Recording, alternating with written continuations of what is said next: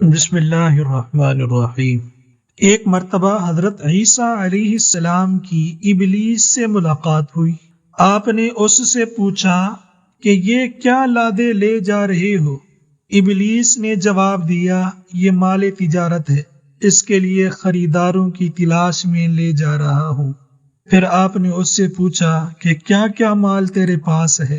ابلیس نے اس مال کی تفصیل جو 5 گدھوں پر لدا ہوا تھا بتائی۔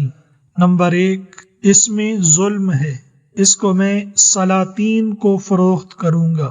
نمبر 2، اس میں کبر، اپنے کو بڑا سمجھنا ہے، اس کو سوداگر اور جوہری خریدیں گے۔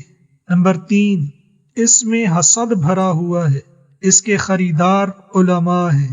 نمبر 4، اس میں خیانت بھری ہوئی ہے، جس کو میں تاجروں کے کارندوں کو فروخت کروں گا۔